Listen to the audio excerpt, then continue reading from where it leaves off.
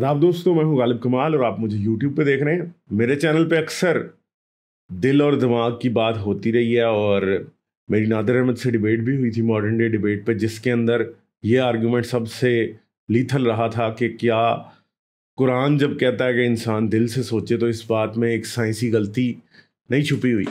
तो ये काफ़ी मुश्किल हो जाता है मुसलमानों के लिए डिफेंड करना, और ये क्वेश्चन गांधी साहब के सामने भी रखा गया और गांधी साहब ने इसका जवाब दिया, और जो जवाब दिया है गांधी साहब ने वो किसी भी तौर पर तसल्ली बख्श हमें दिखाई नहीं दे रहा।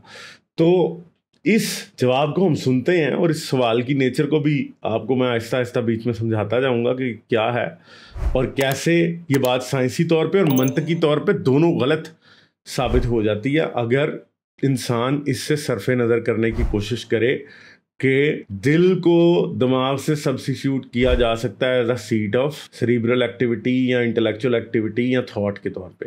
तो कोशिश तो गांधी साहब ने कुछ की इसमें कि वो साइंस को अंडरमाइन करें एज यूजुअल अपनी इंतहाई लतीफ़ उर्दू से, और बात बन नहीं पाई। और बात बन कैसे नहीं पाई, ये मेरा आपको बताने का आज मकसद है।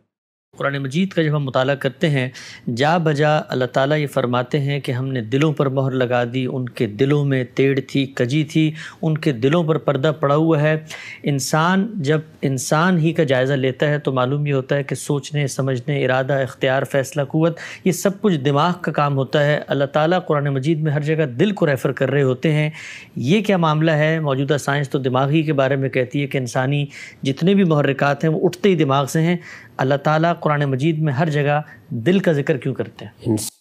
तो सवाल हसन लियास ने बहुत वैलिड किया है। वो यही है कि कुरान में हर जगह दिल दिल दिल की बात होती रहती है और मुझे बताने की ज़रूरत नहीं है। हसन लियास ने खुद ही बता दिया कि कुरान में इसका जिक्र होता है, और आप भी अपने तौर पे जाके रेफरेंसेस चेक कर सकते हैं जहाँ पे कुरान में बार बार दिलों में गौर करो, दिलों पे कुफ्र लग चुके हैं, दिलों से सोचते नहीं हैं, दिलों में ईमान नहीं रखते, वो सारी चीज़ें जो दिमाग से रिलेटेड है उन सब को कुरान बारहा दिल की तरफ रिलेट करता है। और एक बात याद रखें कि अगर आप ये समझते हैं कि इधर बार बार और तख्लीक की, इंसानी तख्लीक की, कि इंसान कैसे पैदा हुआ, ये भी बात आएगी।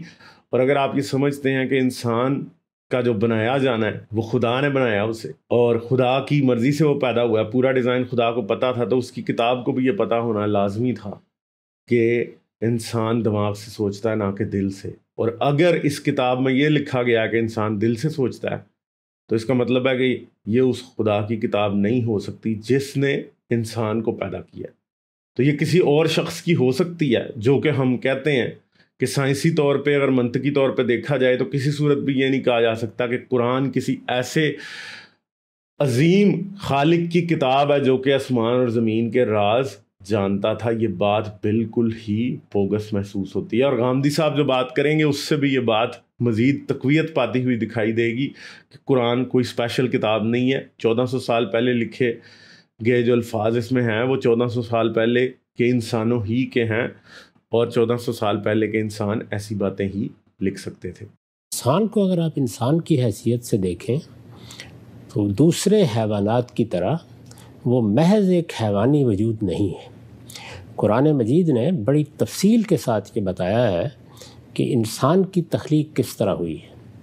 उसमें ये बात वाज़ेह की गई है कि पहले मरहले में भी अल्लाह ताला ने इंसान के हैवानी वजूद को, ये जो हमारा कालब है जिसको आप जिस्म कहते हैं, इसको किस तरीके से बनाया। ये बताया गया है कि इसकी इब्तदा मिट्टी से हुई है और फिर मुख्तलिफ। अब यहाँ पे जो गांधी साहब हमेशा करते हैं कि उसकी इब्तदा मिट्टी से हुई है, यानी गांधी साहब इस बात से जोड़ देते हैं कि माइक्रो ऑर्गेनिजम्स मिट्टी में पैदा हुए और फिर एवोल्यूशन हुई। जहाँ तक मैं समझ पाया हूँ, हो सकता है मैं गलत समझ रहा हूँ, गांधी साहब एक इस तरह की एवोल्यूशन को सपोर्ट करते हैं जो कि ये समझते हैं कि इंसान इवॉल्व होता हुआ आया और फिर आखिर पे आदम उन्हीं इवॉल्व इंसानों में से एक इंसान था और उसमें अल्लाह ने हिकमत डाल दी। और फिर ये कहते हैं कि इंसान और हैवानी वजूद, देखिए इंसान और हैवान में जो सबसे बड़ा फ़र्क है वो यहाँ का ही है। असल में बायोलॉजिकली अगर हम देखें तो हम और जानवर सेम हैं, सारी प्रोटीन्स हमारी सेम है, ऑर्गन्स हमारे एक तरह से काम करते हैं। अगर कोई एक ऑर्गन जो कि हमें इम्तियाजी हैसियत या डिस्टिंक्ट बनाता है दूसरे जानदारों से, तो वो सिर्फ और सिर्फ हमारा दिमाग है। और इस दिमाग की जो एवोल्यूशन है या इस दिमाग की जो कैपेबिलिटी है जो एवोल्यूशन के थ्रू इंसान को मिली है, वही है जो इंसान और हैवान में डिफरेंस करती है। और भी बहुत सारी चीज़ें हैं, बट सबसे जो इम्तियाजी चीज़ है वो यही है, क्योंकि जब ये किसी नहज पे पहुंच गया तो हम इंसान बनना शुरू हो गए। ठीक है, जिस भी वक्त था आज से हज़ारों लाखों साल पहले, इंसान में जो एक ऑर्गन जिसने डिस्टिंक्टली उसको इंसान बनाया, जो कि दुनिया की किसी और जानदार आज लिविंग ऑर्गेनिज्म के पास इस लेवल का दिमाग नहीं है, वो हमारा दिमाग ही है। और बहुत सी और बातें हैं जो अभी मैं करूँगा आगे। राहिल से हमने इसको गुजारा है, इसका तस्वीया किया है। इसी तरीके से इंसान अब जिस तरीके से पैदा होता है उसमें भी पहला मरहला उसके हैवानी वजूद ही को तख्लीक करने का है। ये कमोबेश 120 दिन में अब मुकम्मल हो जाता है। दोनों मराहिल के बाद ये कहा है कि फिर हमने उसमें अपनी रूह फूंक दी। ये जो रूह फूंकने का अमल है, यही दर हकीकत इंसान को उसकी शख्सियत अता करने का अमल है।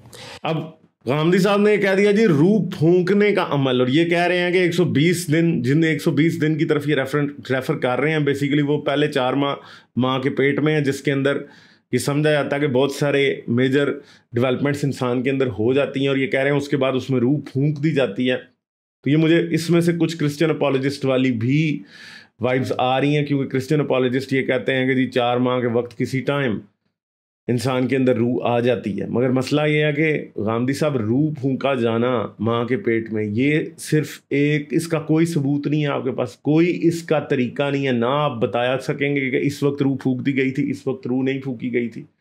ठीक है, ये आप नहीं बता सकते। और आप ये कह रहे हैं कि मेंटल कैपेबिलिटी का ताल्लुक रूह फूंकने से है, तो गांधी साहब, आई एम सॉरी टू से, ये बातें बड़े अरसे पहले गलत साबित की जा चुकी हैं। पहले एक लाइफ फोर्स की थ्योरी थी जिसको रूह से ताबीर लोग करते थे, वो थ्योरी आज से तकरीबन 80-90 साल पहले डीबंक हो चुकी थी। मैं शायद गलत बता रहा हूँ, इससे भी ज़्यादा टाइम पहले डीबंक की जा चुकी थी। तो रूह फूंकना या लाइफ फोर्स, वो तो एक गलत बात है, क्योंकि लाइफ तो भाई माइक्रो ऑर्गेनिजम्स में भी होते हैं। जब आप एक लाश को दफन करते हैं, जो उन्हें माइक्रो ऑर्गेनिज्म उससे खा रहे होते हैं आके, वो उससे जिंदा हो जाते हैं। और क्या आप समझते हैं उनमें रूहें फूंकी जाती हैं? नहीं फूंकी जाती। रूह एक सिर्फ और सिर्फ एक कॉन्सेप्ट है जो कि आप मजहबी लोगों की तरफ से आया है, मगर अगर आप ये समझते हैं कि it add something to our scientific knowledge, I am sorry to say, Gandhi साहब कुछ भी नहीं ऐड करता। ये सिर्फ और सिर्फ एक बात बताता है कि शख्स साइंस से नाबलद है। ये मसला है।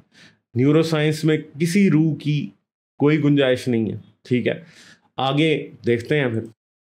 तो इंसान 2 चीज़ों का मजमूआ है, यानी एक उसका वो हैवानी कालब जिसके अंदर इंसान बुनियादी मामला है, यानी हमारे नुक्ता नज़र से या कुरान के नुक्ता नज़र से या जिस तरह के अल्लाह ताला ने उसकी वजाहत फरमाई है, इंसान हैवानात में से महज एक हैवान नहीं है, अगरचे उसके इस वजूद का, इस कालब का, इस जिस्म का इर्तिका उसी तरह से हुई है जिस तरह के हैवानात का होता है, उसकी तख्लीक भी इसी तरीके से हुई है। मैंने इस पूरे प्रोसेस की वजाहत की है सूरह सजदा में, अल बयान में, उन आयात के तहत जिनमें यह बयान किया गया है कि इंसान को कैसे बनाया गया, वो किन मराहिल से गुजरा और वो कौन सा मरहला है जिसके, यानी उसको अगर कोई इरादा करना है तो उसका ज़हूर भी इस जिस्म के ज़रिए से होता है। अगर उसको कोई काम करना है, यानी किसी चीज़ को पकड़ना है, किसी तरफ जाना है, तो उसका भी ज़हूर इंसान के इसी कालब के ज़रिए से या इंसान के इस जिस्म के ज़रिए से या कहिए कि हैवानी वजूद के ज़रिए से होता है। हमारे हैवानी वजूद का मरकज़ हमारा दिमाग है। ठीक, यानी दिमाग जिस तरीके से हमारे हाथ हैं, जिस तरह के हमारे पाँव हैं, इसी तरह हमारे हैवानी वजूद का एक हिस्सा है और उसी से दर हकीकत सारे जिस्म के आमाल कंट्रोल हो रहे हैं। इरादा भी वहीं से आके इन तमाम चीज़ों पर असरअंदाज होता है। ये बात है जो साइंस के दायरे की है। साइंस इससे आगे बढ़ ही नहीं सकती। लेकिन वो शख्सियत कहाँ से आती है, बच्चे में वो रूह कैसे फौंकी जाती है, वो शख्सियत कुरान बताता है कि वो पहले से बन चुकी है। यानी ये तो बिल्कुल दावे हैं, ये सब क्लेम्स हैं। ये वो क्लेम्स हैं जिनका कोई सबूत मुसलमान या कुरान या गांधी साहब आज तक नहीं दे सके और ना दे पाएंगे। ये गांधी साहब की जो एक एरोगेंस मुझे थोड़ी सी नज़र आ रही है, जो कि मुझे लगता है काफ़ी डीप है, वो ये है कि ये कहते हैं साइंस इसका जवाब नहीं दे सकी। देखिए गांधी साहब साइंस ही जवाब दे पाई है, अगर आज तक किसी चीज़ का दे पाई है। आपका तो दावा है, मुझे बताएं, कुरान ये कहता है कि रूह हमने बीच में फूंक दी, मुझे बताएं कि रूह की बेस पे आज तक आपने क्या प्रोग्रेस की है, उससे आगे कुछ भी नहीं। रूह तो एक फुल स्टॉप है, जिसके बाद आप सोचना बंद कर दें, आप ये समझते हैं कि रूह है जिस्म के अंदर और वही सब कुछ है। दूसरी बात है कि एक और चीज़ की तरफ तवज्जो दिलाना बहुत इंपॉर्टेंट है। जैसे कि गांधी साहब का ये कहना है कि कुरान रूह की बात कर रहा है, कुरान दिल की बात कर रहा है, सदूर सीने को कहते हैं, और सीने के अंदर ये क्यों नहीं सोचते, कुरान तो ये कहता है। तो अब एक सिंपल सी बात है उससे आगे, वो ये है कि क्या कुरान के वक्त लोगों को इस बात का पता था कि इंसान दिल से नहीं बल्कि दिमाग से सोचता है? तो मैं आपको दावे से ये बात कहता हूं कि कुरान के आने से तकरीबन 1000 साल पहले 370 BC में हिपोक्रेटिस जो है वो मर गया था, और उसको ये पता था कि इंसान दिमाग से सोचता है, दिल से नहीं सोचता। और ये कह रहे हैं कि इंसान की शख्सियत का मरकज क्या है। गांधी साहब जहां तक मुझे समझ आ रही है इस तरफ इशारा दे रहे हैं कि शख्सियत का मरकज उसका दिल है, रूह जो है वो दिल में रहती है, इसलिए कुरान में बार बार दिल की बात हो रही है। तो मैं गांधी साहब के लिए कुछ छोटे छोटे scientific question, recent scientific developments, recent भी नहीं, बहुत पुरानी साइंटिफिक डेवलपमेंट्स। पहला हार्ट ट्रांसप्लांट जो इंसान में किया गया था वो 1964 में किया गया था, और एक इंटरस्पीशीज हार्ट ट्रांसप्लांट था जिसके अंदर एक सूअर का दिल इंसान को लगा दिया गया था। ठीक है जी, सूअर का दिल इंसान को लगा दिया गया था, और वो इंसान जिंदा भी रहा था उसके बाद, और उसके मरने की वजह और थी। और अभी रिसेंटली भी एक ऐसा हार्ट ट्रांसप्लांट हुआ है जिसके अंदर एक मॉडिफाइड पिग हार्ट जो है एक इंसान को लगाया गया। ठीक है, दूसरी बात यह है कि आज पाकिस्तान में भी एक ऐसी खातून है जिनके ऊपर BBC ने एक वीडियो भी की थी रिसेंटली, मेरे ख्याल है पिछले साल की बात है, जिनका दिल नहीं है। एक मशीन लगी हुई है, एक मशीन अंदर लगी हुई है, उसकी बैटरी बैग में है, और एक उसी बैग के अंदर एक और मशीन है और एक और बैटरी है, यानी वो अपने बैकपैक पहन के फिरती हैं जिसके अंदर उनका दिल है।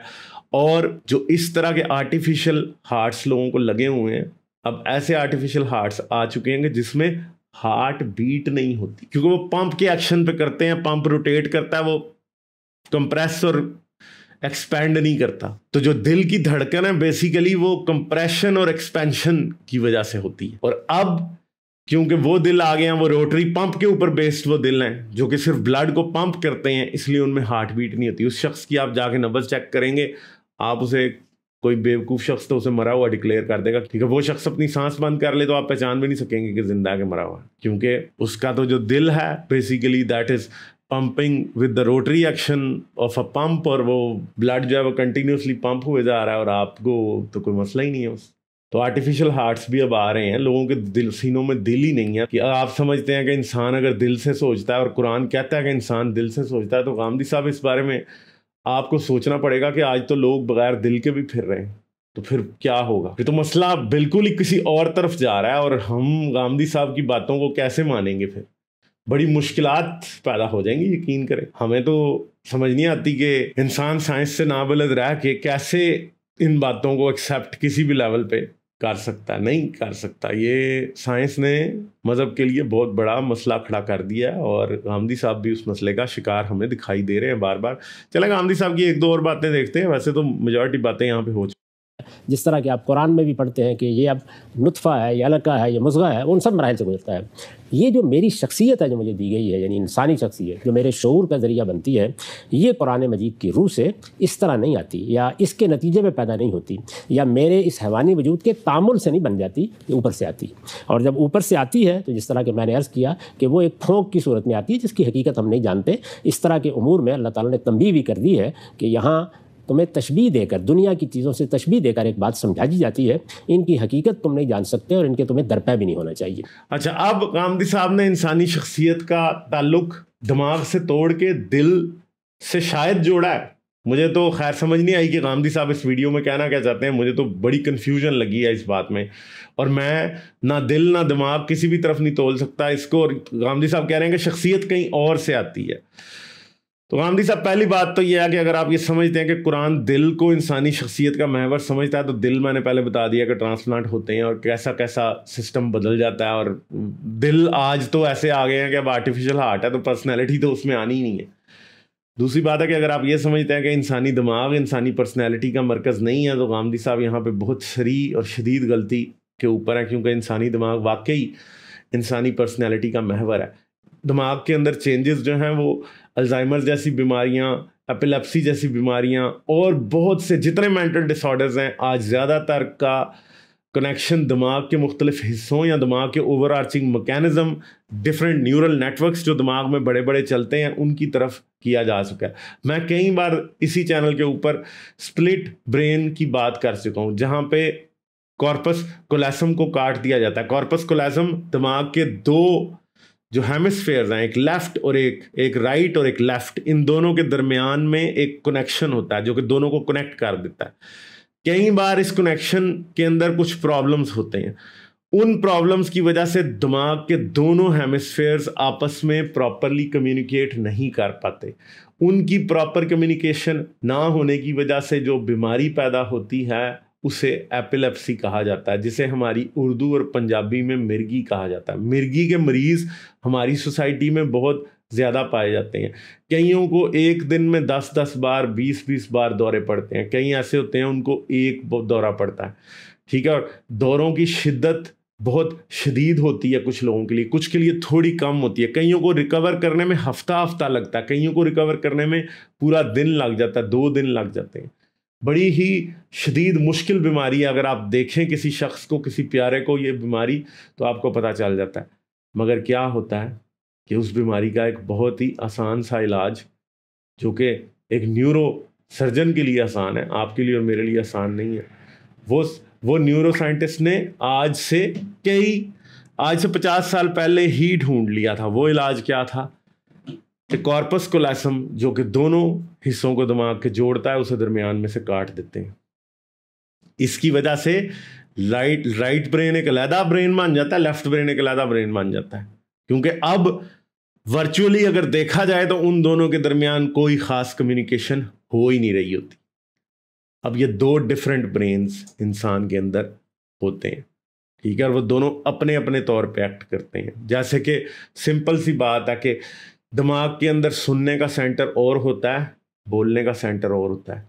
दिमाग के एक हेमिस्फेयर के एक आधे टुकड़े के पास सुनने का सेंटर होता है, दूसरे के पास क्या होता है, देखने का और बोलने का सेंटर होता है। अगर एक दिमाग के हिस्से से कुछ बातें छुपा ली जाएं तो दूसरा दिमाग का हिस्सा ऐसे होता है जैसे उसे कुछ पता ही नहीं है, ठीक है जी। फिर लोगों के दिमाग में डिफरेंट जगहों पे लीजन्स हो जाती हैं। उनकी वजह से क्या होता है, लोगों की पर्सनैलिटी चेंज हो जाती है। एक बहुत ही मशहूर रेसलर था क्रिस बेनवा, जो कि वो टॉप रोप से एक मूव किया करता था, जिसकी वजह से उसका सर जाके फ्लाइंग हेडबट वो जाके लोगों को मारता था। उस बंदे को रिपीटेडली कंकशंस होती रही। कंकशन क्या है कि दिमाग के अंदर चोटें बार बार लगते रहना, और उसकी वजह से उसके दिमाग के कुछ ऐसे पोर्शंस इंतहाई डैमेज हो चुके थे, जिनकी वजह से वो गुस्से पे और अपनी इमोशनल स्टेट पे काबू नहीं रख सकता था। उसने आखिरकार अपने बीवी और अपने बेटे को मार के खुद उसने सुइसाइड कर ली। क्यों कर ली? क्योंकि उसका दिमाग इतना डैमेज हो चुका था, उसके वो वाइटल हिस्से जो गुस्से को और इमोशनल इंटेग्रिटी को कंट्रोल करते थे, वो इतने डैमेज हो चुके थे कि वो बेचारे ने अपनी भी जान ले ली और अपने बीवी बच्चों की भी जान ले ली। तो गांधी साहब कह रहे हैं कि ये शख्सियत कहीं और से आती है। तो दोस्तों, मैं आपको ये बात समझाना चाह रहा हूँ कि गांधी साहब की इंतहाई खूबसूरत उर्दू और इंतहाई फसीह और बलीग लहजे के ऊपर ना जाएं। गांधी साहब की बातों के सब्सटेंस को चेक करें। अगर कोई शख्स आपको कहता है कि दिमाग जो है या पर्सनैलिटी इंसान की कहीं और से आती है, नहीं, कहीं और से नहीं आती, इसी दिमाग में होती है। इसी दिमाग के अंदर होने वाली चेंजेस, इसी दिमाग को होने वाली डैमेज, यही आपकी जिंदगी में ट्रांसलेट होती है। न्यूरो साइंस आज हमें एग्जैक्टली बता देती है कि इंसान के फलां दिमाग के हिस्से के अंदर चोट लगी तो कौन सी एबिलिटी जा सकती है, ब्रोकाज एरिया में लगी तो कौन सी जा सकती है, वर्नेकी एरिया में लगी तो कौन सी जा सकती है, स्पीच सेंटर कहाँ से डिस्टर्ब होता है, आई साइट कहाँ से डिस्टर्ब होती है। ये सब चीज़ें आपको न्यूरो साइंस आज बताती है। अगर आप ये जानना चाहते हैं कि दिमाग का क्या रोल है आपकी और मेरी ज़िंदगी में और इसकी सेहत क्यों इतनी ज़रूरी है, तो आपको न्यूरो साइंस पढ़नी है। आपको गांधी साहब की बातें, ये रूहानी सेहत की बातें नहीं है, जो स्पिरिचुअल हेल्थ भी कई बार साइंटिफिक सर्कल्स में जिसकी बात हो जाती है, बेसिकली वो नर्वस सिस्टम की और आपके ब्रेन की हेल्थ है, उसकी बात हो रही होती है। क्योंकि जब आपका नर्वस सिस्टम और आपका ब्रेन हेल्दी है तो आप चीज़ों को बहुत अच्छे तरीके से डील कर सकते हैं। चलें गांधी साहब की एक आधी और बात देख लेते हैं। वैसे मैं इस वीडियो का लिंक इस वीडियो की डिस्क्रिप्शन में डाल दूंगा, आप खुद जाके इसको देख लें। मैं ये नहीं समझता कि हर एक क्लिप प्ले करके मैं उसका रिस्पॉन्स दूं, मैंने एक ओवरऑल रिस्पॉन्स दे दिया है और आप समझ सकते हैं कि गांधी साहब यहाँ पे कितनी मिसगाइडेड बातें कर रहे हैं और इन बातों की कोई बेसिस नहीं है। तो बस थोड़ा सा और सुन लेते हैं, इसके बाद हम फिर वीडियो का एंड कर बन गया। ठीक है, तो बहुत ही अहम नुकता आपने पेश फरमाया। आगे बढ़ने से कबल एक ज़मीनी सवाल भी, आप अक्सर जिक्र करते हैं कि यूनानी मफहूम में रूह नहीं है, बल्कि ये जो नफ़्ख़े रूह कुरान मजीद में है कि अल्लाह ताला ने एक फूंक दी। मैं जानना चाहता हूँ कि वो यूनानी मफहूम है क्या, कि जिससे मुख्तलिफ कुरान मजीद रूह का एक तस्वुर पेश करता है? नहीं, देखिए वो तो एक बिल्कुल दूसरी चीज़ है। वो ये कि आपकी जो अंदरूनी शख्सियत है उसकी नौइयत को बयान कर रहा है, और कुरान मजीद का जो बयान है वो शख्सियत के आने के प्रोसेस को बयान कर रहा है। ठीक। तो ये फ़र्क है दोनों में। वहाँ बताया जा रहा है कि ये शख्सियत आते कैसी है, और वहाँ ये बताया जा रहा है यूनानी उलूम में कि वो शख्सियत है क्या। अच्छा। वहाँ है क्या का जवाब है वो रूह है, और यहाँ पर वो मुंतकिल कैसे होती है इस प्रोसेस को बयान करने के लिए जो कुरान ने बात कही है वो ये है कि वो। खैर गांधी साहब यहाँ पे जो बात कर गए हैं, गांधी साहब ने कुरान को बड़ा और यूनानियों को छोटा दिखाने की कोशिश की है। तो ये बात याद रखेंगे, यूनानियों ही ने सबसे पहले जो है रूह का कॉन्सेप्ट दिया था और बाकी सब ने उनसे ही कॉपी किया था। बाकी मजहबों ने भी, यहूदियत ने भी वहीं से कॉपी किया, क्रिश्चियनिटी ने वहीं से कॉपी किया, और इस्लाम ने फिर यहूदियत और क्रिश्चियनिटी से कॉपी किया। ये कोई कॉन्सेप्ट हमारा, ये कुरान का अपना होम ग्रोन कॉन्सेप्ट भी नहीं है, जैसे बहुत से और कॉन्सेप्ट्स कुरान के अपने होम ग्रोन नहीं है। तो बस चंद की पॉइंट्स हैं जो आपको याद रखने हैं। पहली बात तो ये है, मैं इस वीडियो का लिंक गांधी साहब की इस वीडियो की डिस्क्रिप्शन में डाल रहा हूँ, और आप खुद जाके इसको देखें और आप सोचें, अपने से खुद सवाल करें कि क्या गांधी साहब ने वाकई इस बात का जवाब दिया है कि कुरान जब कहता है कि इंसान दिल से सोचता है, क्या साइंसी तौर पे इस बात का जवाब दिया, क्या मंतकी तौर पे इस बात का जवाब दिया, क्या किसी तौर पे इसका जवाब देने की कोशिश भी की है? और अगर आपको लगता है कि की है तो फिर खुद से सवाल करें कि क्या वो इस बात में कामयाब हुए? गांधी साहब के पास क्या कुरान के इस दावे की कोई साइंसी या मंतकी तोजी थी जो उन्होंने पेश किया, या सिर्फ और सिर्फ उन्होंने अपनी लतीफ़ और खूबसूरत उर्दू के अंदर ऑडियंस को मज़ीद कंफ्यूज करने की कोशिश की है? उन्हें ये नहीं कहा कि आप खुद न्यूरो साइंस पढ़ें, आप साइंस पढ़ें और फिर समझने की कोशिश करें कि असल हकीकत क्या है। गांधी साहब सिर्फ और सिर्फ कुरान को डिफेंड करने के चक्कर में लतीफ़ उर्दू में बड़े ही खूबसूरत पैराए में लोगों को कंफ्यूज करके चलते बने हैं, और इसके अलावा कुछ नहीं है। अगर आप रिसर्च करना चाहते हैं तो जाएं देखें कि दुनिया में कितने हार्ट ट्रांसप्लांट्स आज होते हैं, कितने लोग आज दुनिया में आर्टिफिशियल हार्ट्स के जरिए जिंदा हैं, आने वाले वक्त में आर्टिफिशियल हार्ट्स क्या करने वाले हैं। आप और मैं अगले 20 साल में किसी बड़े ही पायदार किस्म के आर्टिफिशियल हार्ट के रिसिपिएंट हो सकते हैं, जो कि हमारे सीने में लगा होगा और क्या करेगा, वायरलेस चार्जिंग उसकी हो रही होगी और वो क्या करेगा, आपको और मुझे जिंदा रखेगा। ये होने वाला है बहुत जल्द, और ऑलरेडी बहुत से लेवल्स पे किया जा चुका है। इंसानों में जानवरों के दिल लग रहे हैं, पिग का दिल लगा है इंसान में रिसेंटली, और विद अ मॉडिफाइड जीन जो कि एक रिजेक्शन प्रोटीन थी जो कि पिग के दिल में या पिग के टिश्यू में पाई जाती है। उस प्रोटीन को मॉडिफाई करके ह्यूमंस के लिए फेवरेबल हार्ट बनाया गया है, जिसे आर्टिफिशियल ऑर्गन ग्रोथ का नाम दिया जा रहा है। और आने वाले वक्त में आप देखेंगे कि दूसरे जानदारों में इंसानी ऑर्गन्स को बना के इंसानों को लगाया जाएगा, ठीक है। और सुअर या पिग, जिसे इस्लाम हराम कहता है, वो एक बहुत ही बड़ा एक एनिमल के तौर पे सामने आ रहा है जो कि डोनर एनिमल होगा। इवन के गांधी साहब, इंजीनियर मिर्जा, तारिक मसूद, तारिक जमील, इन सब को इस बात को एक्सेप्ट करना पड़ेगा। बल्कि ये याद रखेंगे, इनमें से अगर किसी को भी दिल का मसला है और इनको पता कि कल को शायद डोनर हार्ट जब इनको नहीं मिल रहा होगा तो एक मॉडिफाइड पिग हार्ट इनको लगाया जाएगा, तो ये अंदर से दिल में इस बात पे खुश हैं। क्यों दिल से इस बात पे खुश हैं? उसकी वजह यह है कि इनको पता है कि साइंस हमारी ज़िंदगी बचा लेगी और सुअर कोई हराम नहीं होगा इस मामले में, ठीक है। तो ये सब चीज़ें होने वाली हैं। तो क्या एक शख्स, कुरान अगर ये कहता है कि शख्सियत का मंबा दिल है, जैसा कि गांधी साहब ने इस वीडियो में रेफर करने की कोशिश की है, अगर कुरान ये समझता तो जब इंसान को सूअर का दिल लग जाएगा तो क्या उसमें सूअर की पर्सनैलिटी आ जाएगी? यहाँ इंसान को एक कंप्यूटराइज्ड हार्ट लगेगा जो कि एक मशीन हार्ट होगा, तो क्या इंसान के अंदर से तमाम जज्बात और तमाम समझ बूझ, और कुरान जो कहता है अपने दिल से ईमान लाओ, अपने दिलों में गौर करो, तो क्या फिर इंसान गौर करने के काबिल होगा? फिर कहाँ होगी ये बातें? कुरान गलत नहीं हो जाएगा क्योंकि मेरे पास तो दिल ही नहीं है, तो मैं कैसे सोच सकता हूँ अपने दिल से? अल्लाह की बात गलत नहीं हो जाएगी फिर? तो ये याद रखें कि असल में यूनानी ये जानते थे कि इंसान दिमाग से सोचता है, मगर बाद अज़ा आने वाले कुछ ऐसे लोग थे जो कि इस बात को नहीं जानते थे, जिन्होंने इस बात को बदल दिया, और जिन्होंने इस बात को बदला कुरान ने उनको कॉपी किया। वो क्रिश्चियनिटी और यहूदियत की वो किताबें और अंडरस्टैंडिंग थी जो कि वो लेके आगे आए थे, और कुरान ने उसी से कॉपी किया। अगर वाकई कुरान किसी खालिक कायनात की तख्लीक होता तो मैं आपको दावे से ये कह सकता हूँ कि कुरान कभी इतनी फाश गलती ना करता कि वो ये कहता कि इंसान दिल से सोचता है ना कि दिमाग से। और गांधी साहब इस गलती को चाहे कितना भी डिफेंड करना चाहे कर नहीं पाएंगे। यही तो मसला है असल में। चले, अपना बहुत सा ख्याल रखिएगा। जाने से पहले इस वीडियो को लाइक कर लें, चैनल को सब्सक्राइब करके ऑल नोटिफिकेशंस ऑन करके कर लें ताकि आने वाली तमाम वीडियोस के नोटिफिकेशंस आपको मिलते रहें।